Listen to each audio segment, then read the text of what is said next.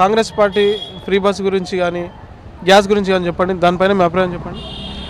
Free bus అంటే ముందు start అయింది ఢిల్లీలో. ఢిల్లీ చిన్న స్టేటు, అక్కడ ఆదాయము ట్యాక్సులు వేరేగా ఉంటాయి. దాని ప్రకారం అది ఓకే.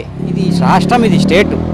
చేసే ముందు ఆలోచించి చేయాలి. ఇది చేసిన తర్వాత ఇబ్బందులు, చాలామంది గొడవలు పడుతున్నారు. ఫ్రీ బస్ అంటే ఏది పరిగిగా చక్కగా లేదు. ముందు వీళ్ళు అప్డేట్ అవ్వాలి. ఫస్ట్ అప్డేట్ అయిన తర్వాత ఇవన్నీ చేస్తే బాగుంటుంది. ఇప్పుడు 500 గ్యాస్ అంటారు, మన దాని మీద కండిషన్స్ పెట్టారు, తెల్ల రేషన్ కార్డు ఉన్న వాళ్ళకి. కానీ దాని గురించి ఉన్నది మరి ఆడవాళ్ళకి జీతాలు 10,000 లేకుండా ఉంటే వాళ్ళకి రిజర్వేషన్ లేదు.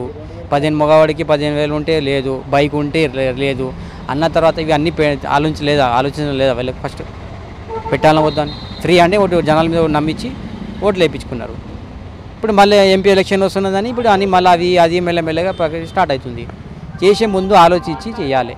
చెప్పిన తర్వాత మళ్ళీ చేసే స్టెప్స్ ఎట్లుంటాయి దాని మీద ఆలోచించాలి. ఫస్ట్ ఒక్క పని చేస్తే ఇంకొకరికి నష్టం వస్తే దానికి ఎట్లా వాళ్ళ నుంచి బయటికి తీయాలి అది ఆలోచించి చేయాలి. ఫస్ట్ చర్చ పెట్టి దానికి ఏదో ఒకటి పరిష్కారం తీయాలి కదా.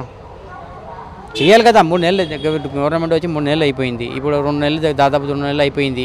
ఫ్రీ అంటే ఇబ్బంది కదా. కొంతమందికి నడుస్తుంది, కొంతమందికి నడవట్లేదు. నడవనప్పుడు ఏదైనా పిలిచి ఇంత గొడవ పెడితే ఎవరు పట్టించుకుంటే లేనప్పుడు ఏదో ఒక ఉపాయం చూపెట్టాలి కదా. ఉపాయం లేనిది మీరు ఫ్రీ అంటే కదా, పెట్టండి ఫ్రీ. వద్దంటేనమ్మా ఫ్రీ పెట్టిన తర్వాత ఇప్పుడు ఏదో దారి చూపెట్టాలి కదా.